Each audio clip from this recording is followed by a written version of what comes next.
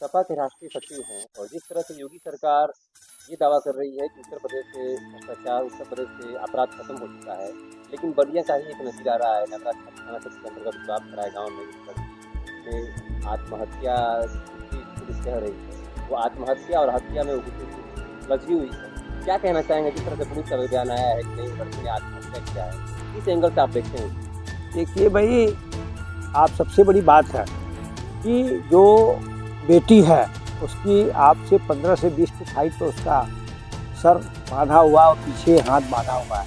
कोई भी आदमी अगर सुसाइड करता तो अपना हाथ बांध के उतने हाइट पर नहीं चढ़ सकता है। और इस मामले को वहाँ की जनता और सब लोग बता रहे हैं। उसके पिताजी और माताजी दवाई के लिए गए हुए थे। पिताजी उसके थाने के होमगार्ड हैं और लखनऊ दवा के लिए गए थे। तो इसमें जो अपराधी हैं उस लड़की को जो वहाँ से सूचनाएं मिल रही और जो देखने से प्रतीत होता है, किसी आंख बंद किए हुए आदमी से भी अगर बताएंगे कि बच्ची का दोनों हाथ पीछे से बांधा गया है और 20 फुट ऊपर लटकाया गया है, वो भी बगीचे में ले जा करके, तो बगीचे में बेटी सुसाइड करने के लिए नहीं जाएगी। तो आपको बता दें कि इस केस में पूरी तरह से सरकार, भारतीय जनता पार्टी का दबाव है, जिसमें प्रशासन इस तरह की बात आत्महत्या का किया होगा। लेकिन जहाँ तक आत्महत्या का इसमें प्रश्न ही नहीं उठता है, उस लड़की के साथ उसकी हत्या की गई है और उस परिवार के साथ बहुत बड़ा अन्याय हुआ है। और इसको तो सीबीआई तक जांच करा करके और मामले को, ऐसे क्राइम को रोकना चाहिए। ये तो हमारे लोकतंत्र के लिए हमारी माताएं, बहनें, बेटी कभी सुरक्षित नहीं हो सकती। इसलिए इसको कम से कम सीबीआई जांच करा के और इसको दूध का दूध, पानी का पानी करना चाहिए। और उस परिवार को, बेटी तो चली गई, बेचारा बाप भी होम गार्ड का थाने पे चौकीदारी करता था, उस परिवार के ऊपर क्या गुजर रहा होगा। मैं सरकार से अपील भी करता हूँ कि कम से कम उस परिवार को एक सरकारी नौकरी, 50 लाख रुपए भी मिलना चाहिए। और ऐसे लोगों को, जिन लोगों ने अपराध में संलिप्तता किया है, उनको ऐसी कठोर सजा देनी चाहिए कि जैसे ब्रिटिश ज़माने में हुआ करता था। तुरंत लॉ एंड ऑर्डर बना करके और महीने के अंदर फांसी पे लटका देना चाहिए, तब जनता ये माफ़ करेगी। नेताजी, जब से बलिया में शराब की दुकानें नहीं हैं, अब शराब की दुकानों को भी समझा दें।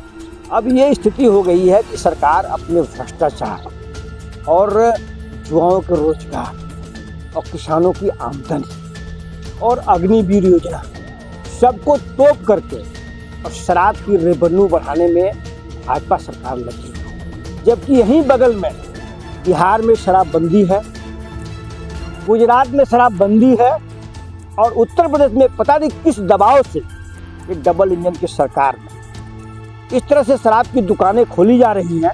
जैसे विद्यालय के सामने गेट पर दुकान शराब की खुल रही है, मंदिर के गेट के सामने शराब की दुकान खुल रही है।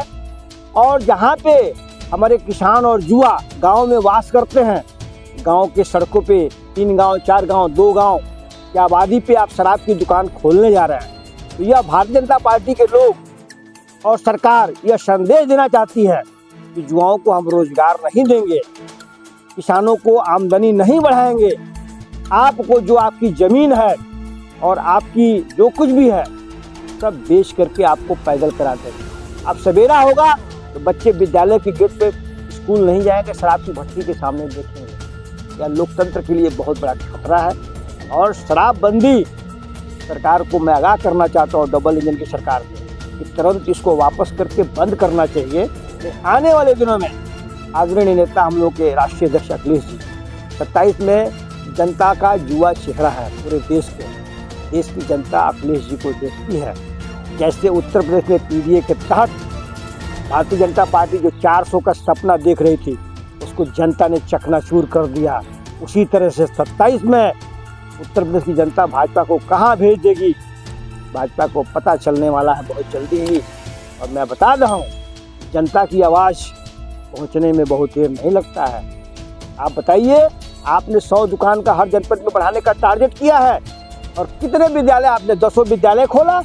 विद्यालय में टीचर्स नहीं है, स्वास्थ्य विभाग में हॉस्पिटल नहीं है, स्वास्थ्य विभाग में डॉक्टर नहीं है, स्वास्थ्य विभाग का मेंटेनेंस नहीं हो रहा है, 112 नंबर की व्यवस्था सही नहीं हो रही है, एम्बुलेंस की व्यवस्था जर्जर पड़ी हुई है। और आप शराब की दुकान, शराब बेचने में लगे, सरकार की आय बढ़ाने में लगे हैं। बात कर रहे हैं, इसका महत्व देखा जा रहा है। कई यहाँ पे क्या है वो देखा जा रहा है कि यह भारतीय जनता पार्टी के सरकार में कहानी और कथनी दोनों में ही उसका बहुत अंतर है। बीजेपी के सरकार में आपको बताया कि भ्रष्टाचार रग रग में भरा है। बेरोजगारी युवाओं के विषय में कोई सोच नहीं है। बेरोजगारी युवा किसानों की आय दुगनी नहीं हुई। ये तो सरकार खुद ही कराई है। 17 के बाद ये सारे जो काम हुए 18, 19, 20 तक हुए हैं, इसमें सरकार की संलिप्तता है। बड़े सरकार के माननीय लोग ही हैं।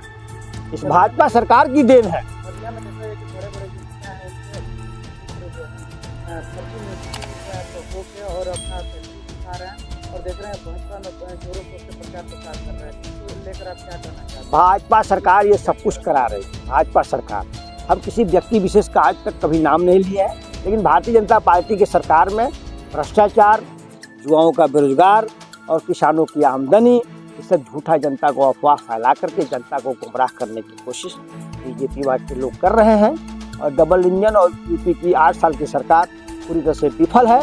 इसलिए वो सब तोपने के लिए ये सब काम सरकार के लोग कर रहे हैं।